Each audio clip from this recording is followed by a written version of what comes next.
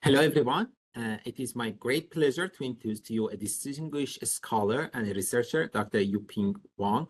Dr. Wang is a professor of biomedical engineering, computer science, neuroscience, and biostatistics at Tulane University.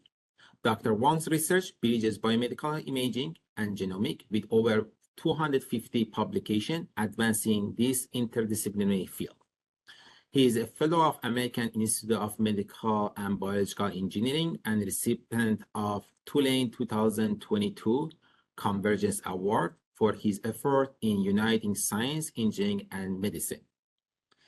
In addition to serving numerous NIH and NSF review panel and receiving many grants, he is currently an associate editor for leading journal, including IEEE Trans Action Medical Imaging. Dr. Wang, thank you for being here. And without further ado, I'll let you to take it from here. Thank you. Thank you very much for the invitation and introduction. So I'd like to share our group's recent effort in integrating brain imaging and genomics with a particular machine learning model called collaborative learning. And I will also talk about applications to brain development study. We know currently it is a era of personalized medicine or precision medicine, which is largely driven by the integration of multi-skill, multimodal imaging and genomics. This is particularly the case in brain study. For example, we can collect multimodal MRI, DTI images. At the same time, we can also collect multi-omics data such as sequencing, gene expression, and gene methylation. I want to invite you to visit our NSF, the developmental cognitive study project, and also the NIH developmental mental research project. So this project is to map the developmental trajectory of functional and structural brain networks in healthy children and adolescents from the age 5 to 15. At the same time, we also collect their genomics data. We wanted to understand what are the underlying genomic factors that make impact on the brain development. So in the last decade, so I have done a productive collaboration with the 3 other PIs, including Julia Stephen, Tanya Wilson, and of course Vince Calhoun from Georgia State. So here is a general framework for our brain development study using multi-modal imaging and multi-omics. We collect MEG, which offers the very high temporal resolution, and we also get MRI image, which offers good spatial resolution. We wanted to couple the spatial and temporal brain functional connectivity network derived from these 2 modalities. At the same time, we collect the genomics such as SNPs and epigenomics, such as methylation. We know the epigenomics are accounted for environmental changes. So this way, we can study the interactions between genomics environments and brain-based, endophenotypes. At the same time, we can link with clinical assessments, including neurobehavioral measurements. So the first thing is how to understand the interactions between these different data types. We can use a linear or nonlinear correlation analysis to extract the interactome between different modalities. Then we can incorporate such interactome into those multiple data sets for data fusion based on the fused or integrated data sets. We can make a prediction on cognitive behaviors. So we can do multi-scale predictive modeling. At the end, we need to work with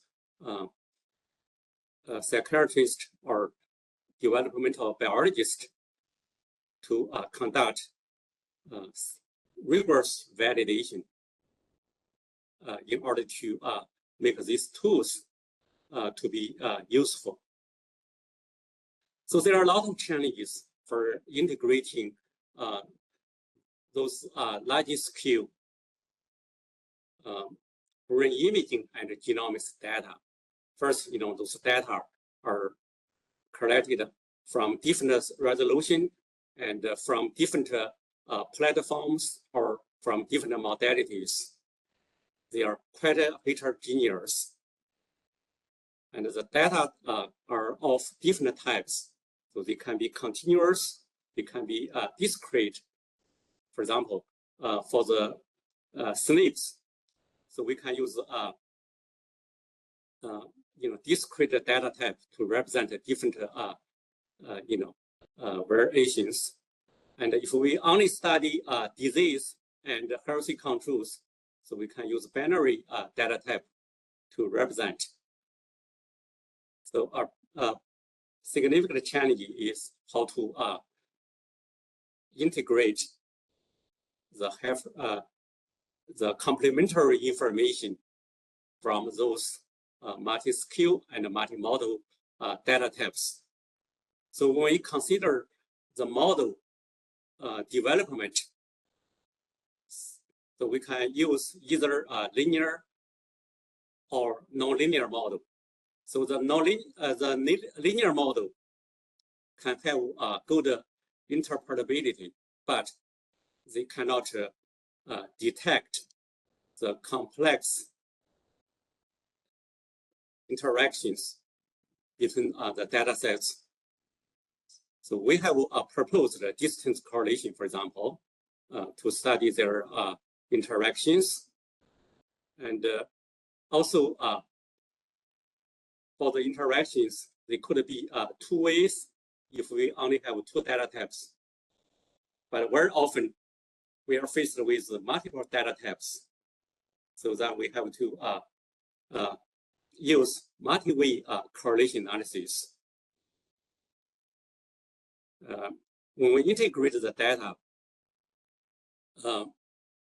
also, we can use multi-view, data fusion based approach, such as graphic models from statistics or graphic or deep learning that we have been using in the last few years.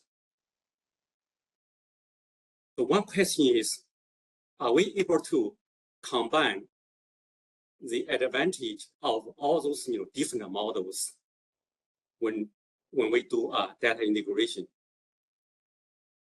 So here I wanted to draw your attention to curve regularized learning, which is a type of collaborative learning. So the idea is to combine the regression model with correlation model. We know the regression model is widely used to fit the imaging and genomic data with phenotypical traits. So for example, here I have the X1 to represent genomic data, X2 to represent the imaging data. So we can use the regression model to fit the phenotypical traits Y. At the same time, using the correlation model, such as the CCA, we can study the interactions between genomics data X1 and the imaging data X2. So in the past, these two models are performed independently. Using curve regularized regression or learning, we can couple the regression model with the correlation model. So let me show you an example. So let's assume we have M data sets, and also we have N samples. And for each sample, we have PM number of variables or features. And so this data is usually of high dimensions, which means the number of features PM is significantly larger than the number of samples. So given the phenotypical variable Y, we can build the following linear collaborative learning. So the first term is a regression term that we can fit multimodal data sets to the phenotypical variable Y. So the second term is a regularization term, such as smoothness, sparsity, to incorporate the prior knowledge about the data structure in the high dimensional data. So the last term is a correlation term, which incorporate the interaction or correlations between different data types. Okay. So let's see a specific example when we have only two modalities. So then in this case, I have the following object function. So the second term is the sparsity term, because we consider not all the imaging and genomic features contribute to the phenotypical variable Y. But of course, we can also enforce smoothness or L2 norm. So the last term, if I take U1 and U2 to be X1 and S2 itself, it reduced to be the CCA model. We know that CCA is a very popular approach to study the interactions between heterogeneous data sets. So here, using the curve regularized learning, we are able to incorporate the interactions between imaging and genomics into the regression model.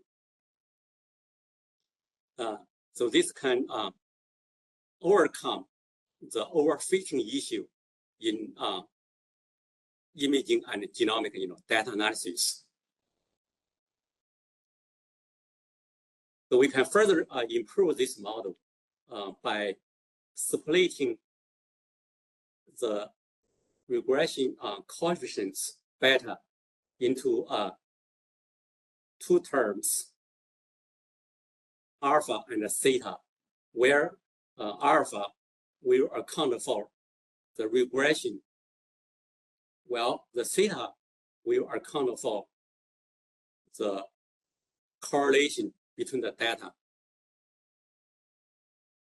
So in addition, in the last term, we still couple these two coefficients, alpha and theta.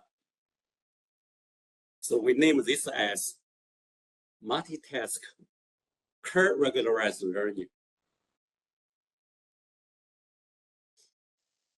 So the idea is we split the beta coefficients into alpha and theta to account for regression and correlation respectively, while they are still coupled. So we can use alternative optimization to solve the beta or alpha and theta. And for the tuning parameter, gamma and lambda, we can determine using cross-validation or stability selection. So let's look at a toy example. So here, I simulate two types of data, x1 and x2. So this component in blue color are the regression coefficients, and these components are the correlated variables. So in other words, using the simulated data sets, we know the ground truths, which are in the first row.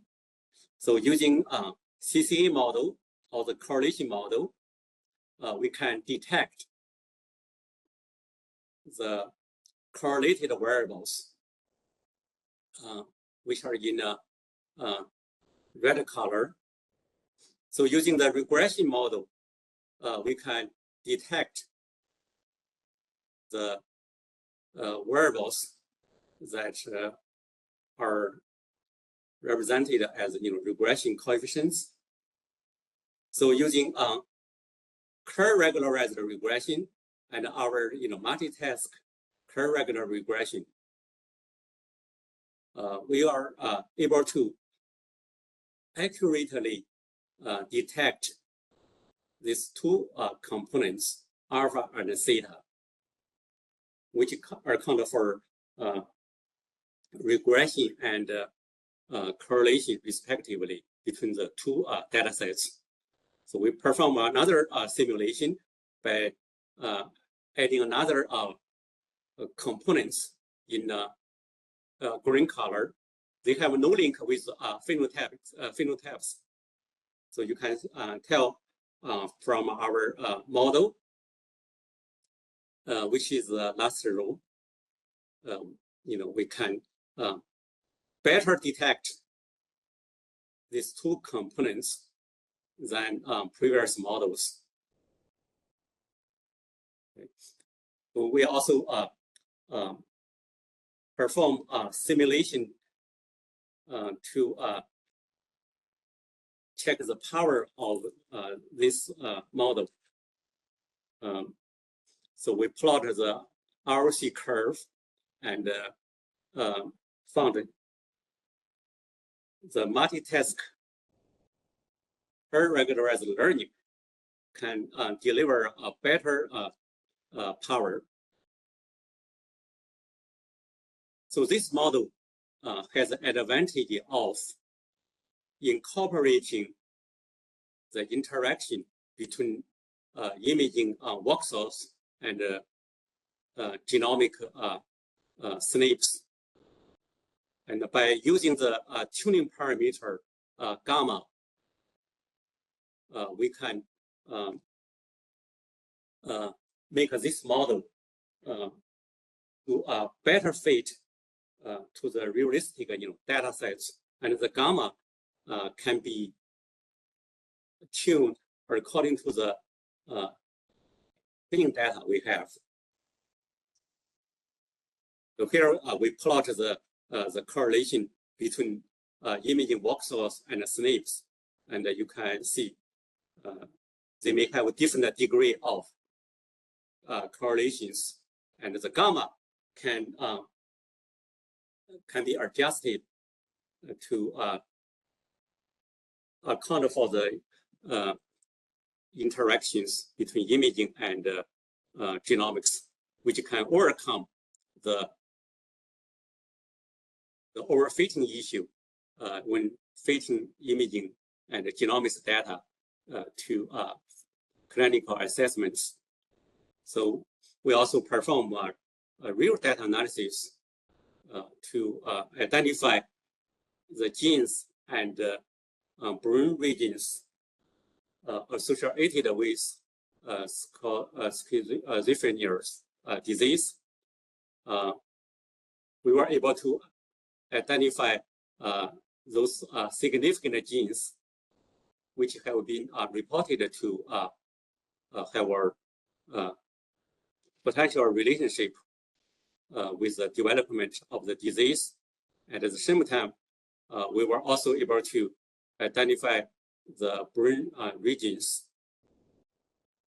So this work was conducted by a former postdoc, Pascal Zell. So for the multi-task collaborative learning that I just presented, they are linear. So we were thinking whether we can develop, we can extend this model to the deep learning framework.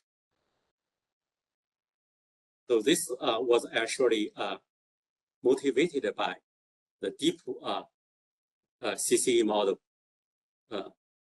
For the deep CCE model, so instead of projecting the two data sets, S1 and X2, using a linear matrix and find their correlations, so we can use multi-layer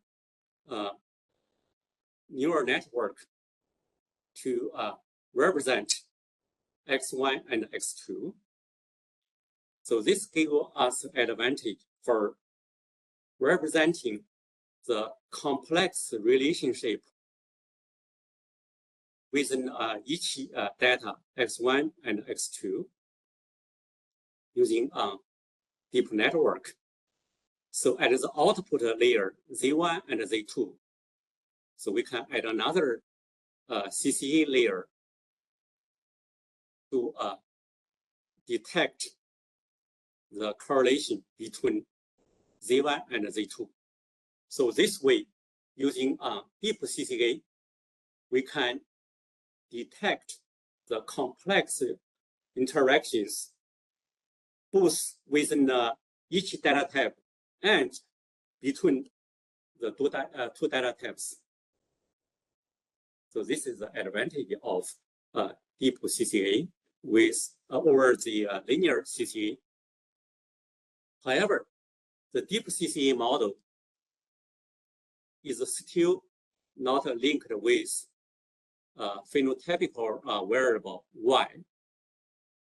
To this end, we proposed the deep collaborative learning. So our idea is, so at the output layer, besides using CCA layer to identify the interactions between X1 and X2, or the VU1 or VU2. We also link the output with phenotypical variable Y. So this way, we can couple the deep CCA model with the regression model. So we can incorporate the interactions into deep learning-based regression. And this deep collaborative learning can be regarded as a nonlinear version of collaborative regression, which was proposed by two statisticians in Stanford more than a decade ago. And if you look at the collaborative regression model, so the first term is actually a CCA term to study the interactions between X1 and X2. The last two terms are the linear regression term to fit X1 and X2 to the phenotypical variable Y. But the collaborative regression cannot detect the nonlinear interactions between the two data types. So our deep collaborative learning can overcome the weakness of collaborative regression by using the following optimization. So the first term is the correlation term. So we find the correlation between Z1 and Z2. So Z1 and Z2 are just the deep neural network representation of the two data X1 and X2. So the second and the third term is the data fitting term to make the deep learning representation of X1 and X2 to fit the phenotypical variable Y. So we can solve this optimization by using a sequential of optimization by finding beta 1 and beta 2 first, and then U1 and U2, following by Z1 and Z2. So we can combine the mini-batch stochastic gradient descent with the backpropagation to optimize that function. In order to apply the mini-batch stochastic gradient descent, we also need to calculate the gradient.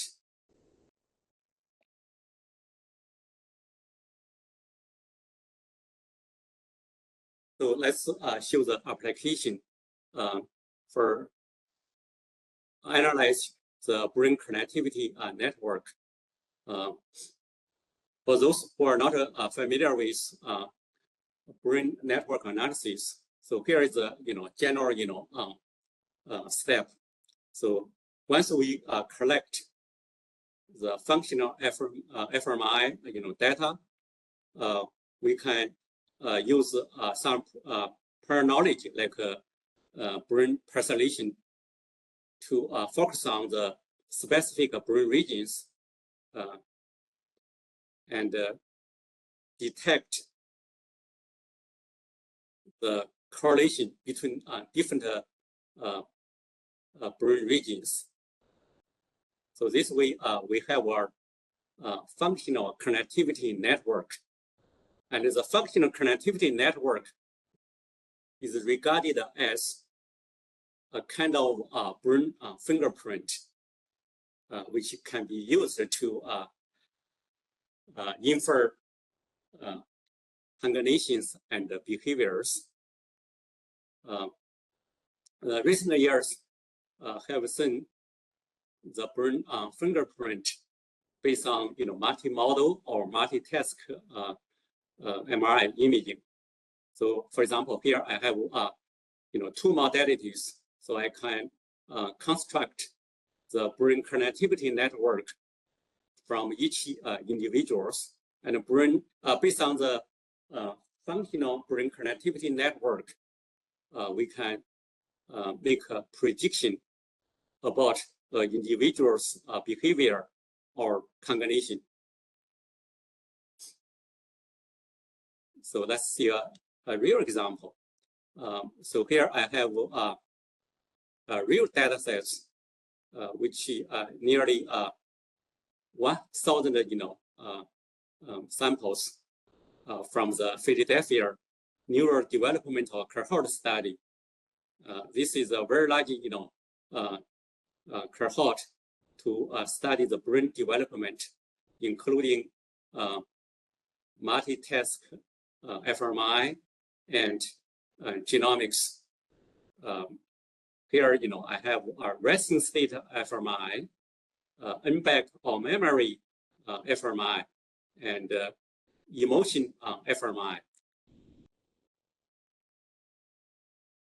So first, I do some pre-processing, such as motion correction, spatial normalization, and smoothing using standard package like SPM. So after that, we run deep collaborative learning on the combination of either the pairwise or the combination of 3 fMRI tasks. In order to train our deep collaborative learning, we know we need to have a large number of samples. And even for the PNC data, the data sets is limited. So in order to generate a large data samples, we first perform data augmentation. So idea is we can artificially manipulate the images using translation, scaling, or rotation, which can resample the the data sets and give more samples for training and testing. So here is the result for making prediction between 2 age groups. So we divided the data sets into a pre-teenager group and a young adult group corresponding to different ages. And here is the result. And you can see, using our deep collaborative learning, we can make very accurate prediction at the accuracy of about 95%. We compared our deep collaborative learning with CCA model, kernel CCA, deep CCA. Those are the nonlinear CCA model, logistic regression, collaborative regression. So you can see, using our deep collaborative learning, we can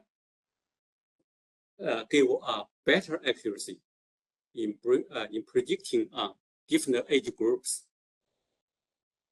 And similarly, we make a prediction on the IQ, which is measured by wide range achievement testing.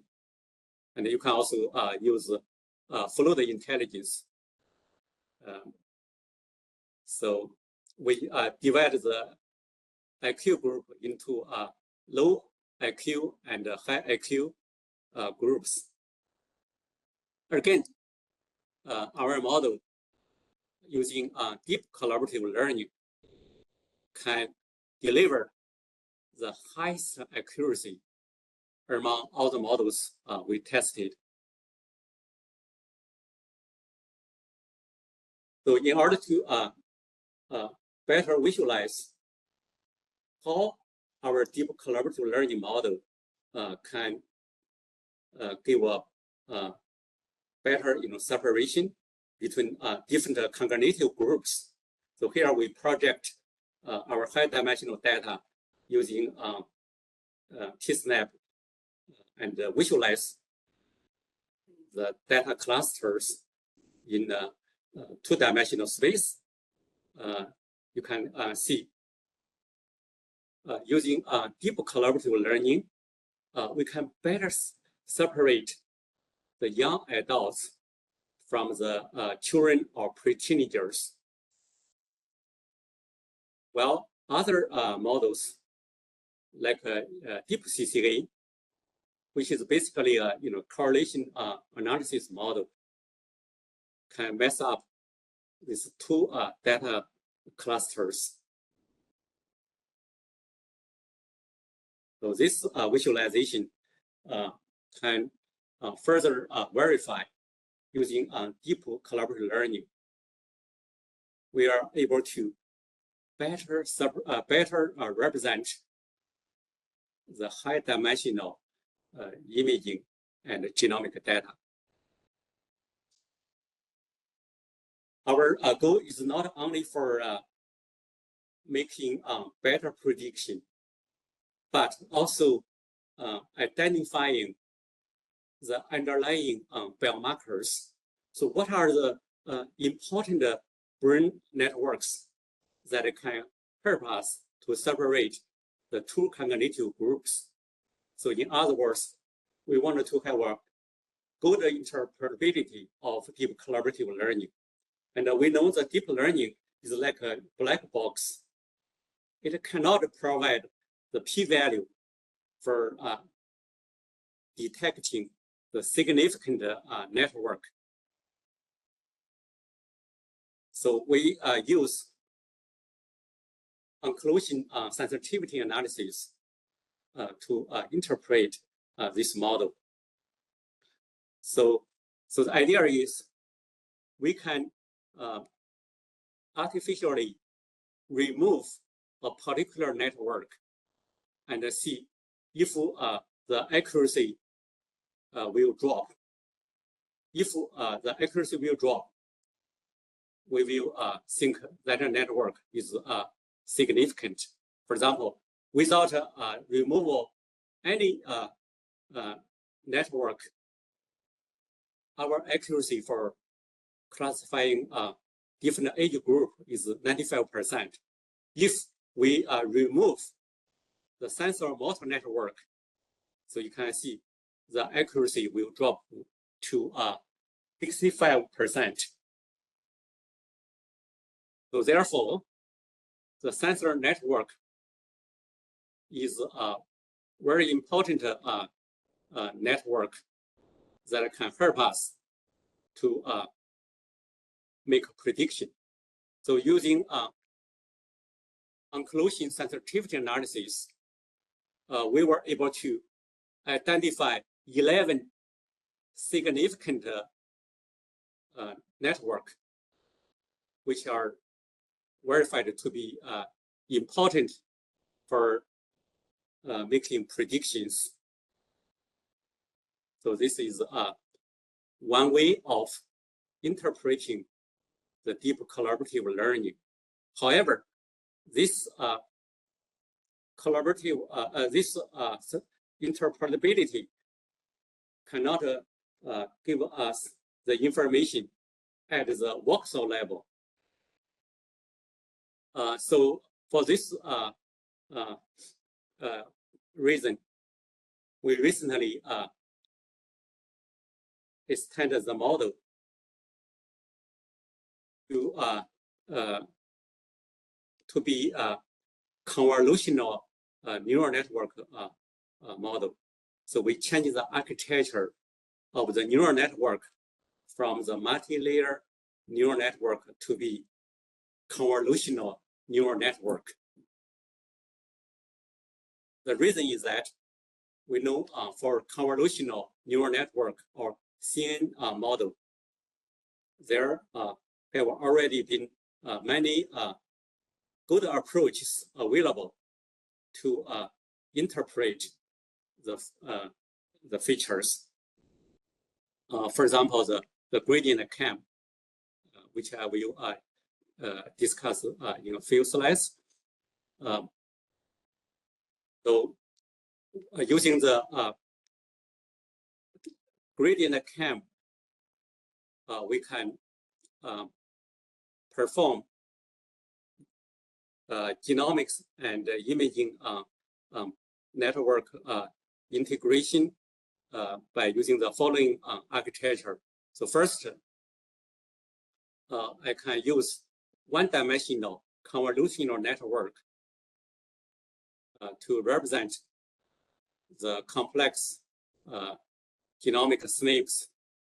So before we run the convolutional neural network, we can incorporate the existing biological knowledge database, such as brain tissue interactions or detects, to pick the specific SNPs that are correlated with brain tissues. So this can further reduce the computational complexity. And for the brain imaging, we can also perform the brain connectivity network analysis after performing brain parcellation and run the two-dimensional convolutional nets. So after that, we have a two-dimensional feature map.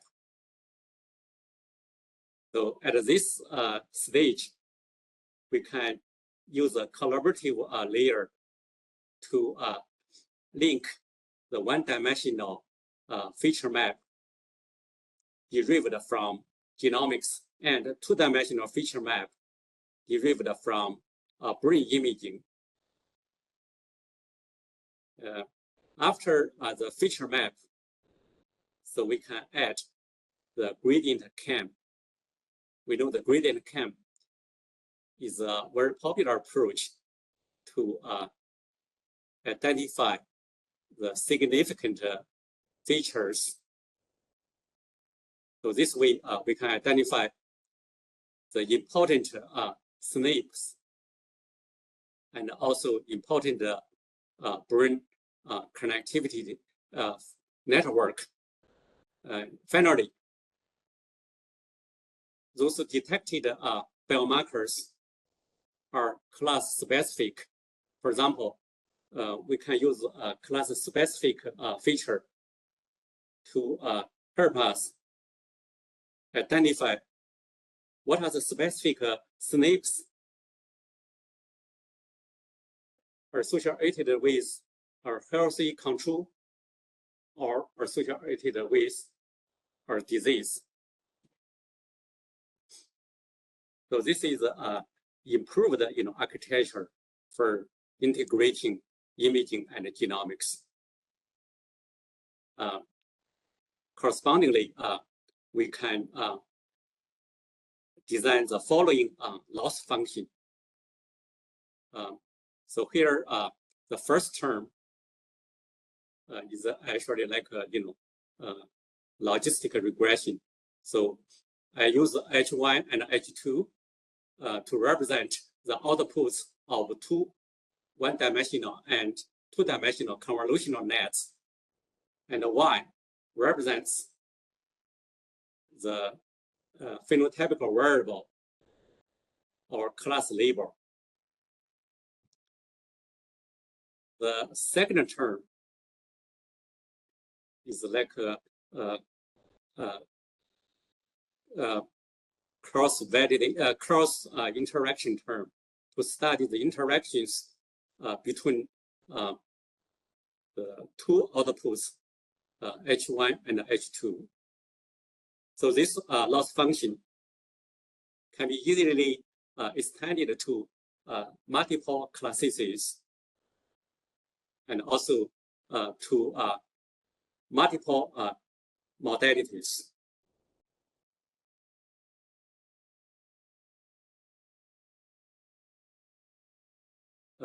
So how to interpret the CNN model? And we know for CA model, it depends on many parameters, such as the kernel size, the selection of activation function. Fortunately, there are good approaches to interpret the CA model. For example, the CAM-based approach. CAM stands for class activation map. So the idea is to combine the feature map based on the convolutional neural network layers by finding the weights. And the CAM method, however, is not an end-to-end based approach. And in order to use the CAM to interpret the CA model, we often need to add another classification layer, which breaks the original architecture of the network. And very often this can cause the drop of the accuracy. Then the gradient CAM was proposed. So the idea of gradient CAM is to find the optimal weights by taking the gradient of prediction score Y with respect to the feature map F. So at the end, we can use global average polling to calculate the weight G for each class. And in addition, we can use upsampling in order to get the high resolution of the feature map. So in order to improve the gradient CAM for brain imaging network analysis, so we can get rid of the negative pixels in the calculation. So this way, when combining with back propagation, we can get a high resolution feature map.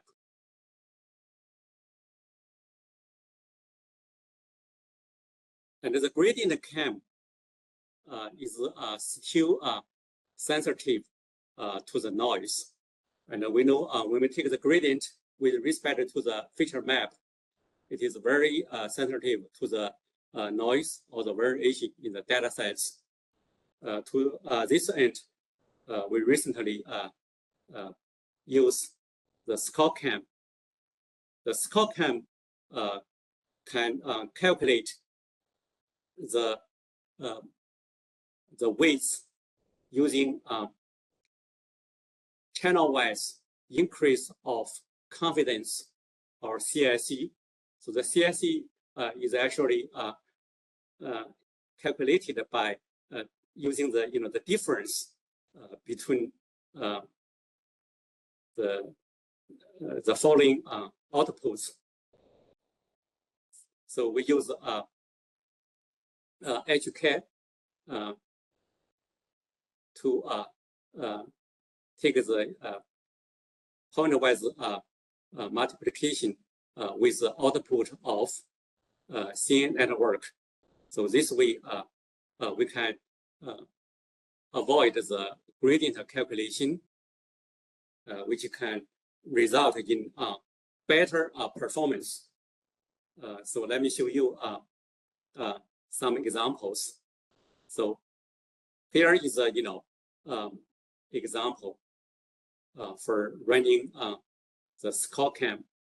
So you can see when compared with gradient cam or gradient cam plus. So the ScoreCam can better visualize the important features or objects for the Shenmue class. In other words, the ScoreCam can deliver more narrowed and more focused feature map. So here is the result of comparing ScoreCam with many other interpretable models. And you can tell the ScoreCam can give a much better visualization. Let me skip these slides. So finally, let's look at the real data analysis. So again, we apply this model to study the brain development. Here we pick 854 adolescents from the age 8 to 21 years old. They both have genomic SNPs and brain imaging. So using GTEx, we can pick specific SNPs correlating with brain tissues. And similarly, based on the prior knowledge of brain parcellation scheme, we can focus on brain connectivity network at 264 brain regions.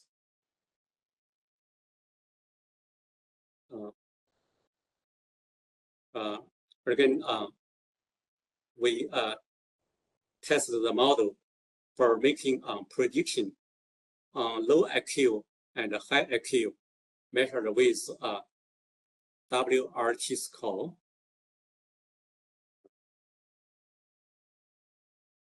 So here is the result. And using our newly proposed gradient cam guided collaborative learning, our model can give the highest accuracy in classifying low IQ and high IQ groups. And more importantly, we were able to identify the important brain connectivity network.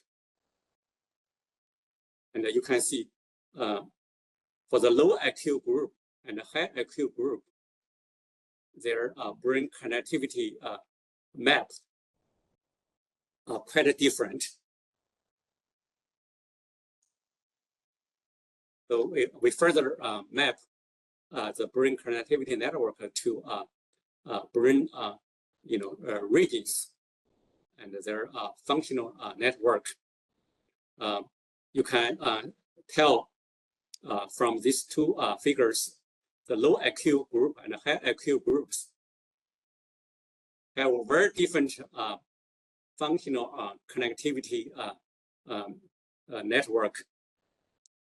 And interestingly, we identify 3 harbor regions, lingual, middle, and inferior occipital, region. For example, the lingual region, which appear very different from low IQ group. These 3 harbor region of interest are responsible for visual processing, object recognition, and word processing,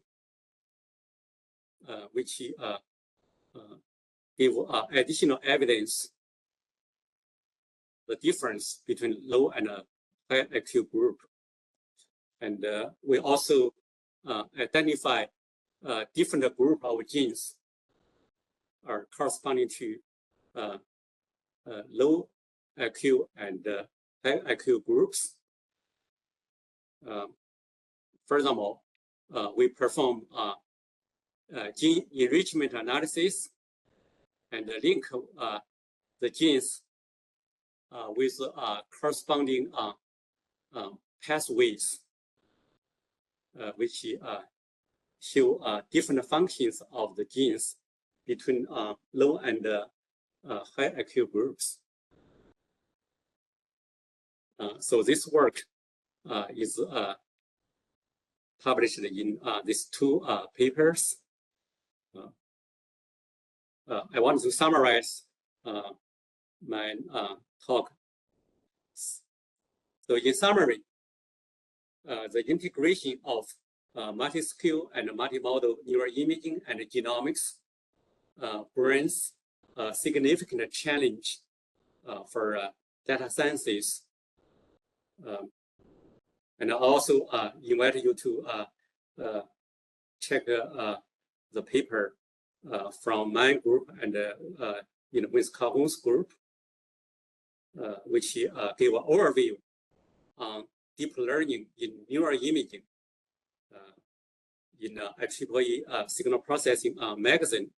And we show the multi-view deep learning offers a powerful approach for heterogeneous data fusion, which can uncover the complex relationship.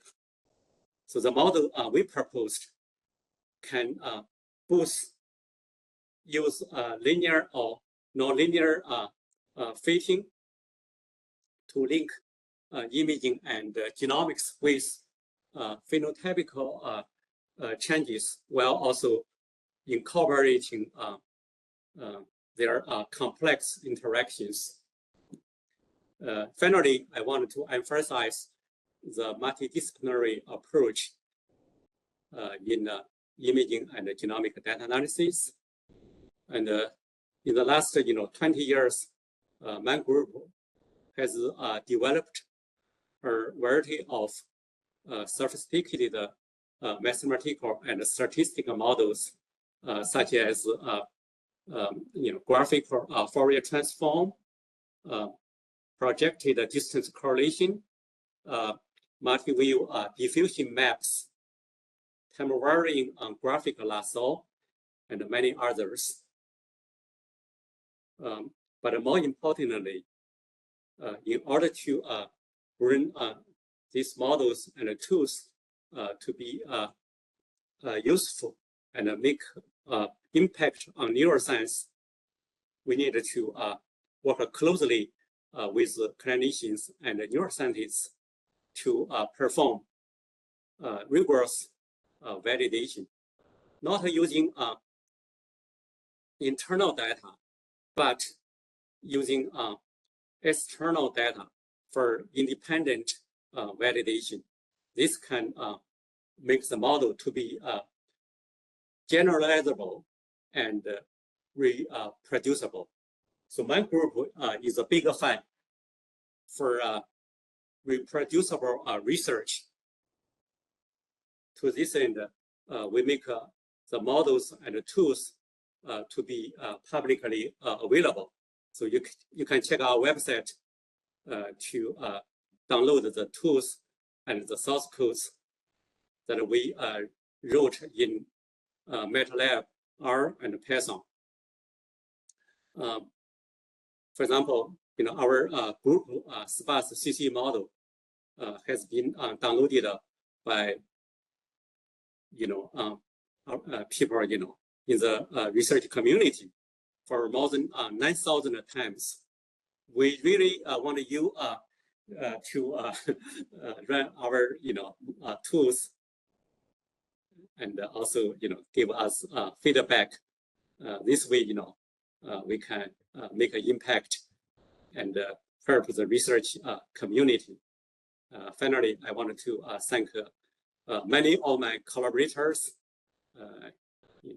in particular Vincent Kahu, we too, have collaborated for more than a decade, supported by multiple R1s and NSF projects. With this, I stop my talk. Thank you very much for your attention. Thank you so much. I appreciate that.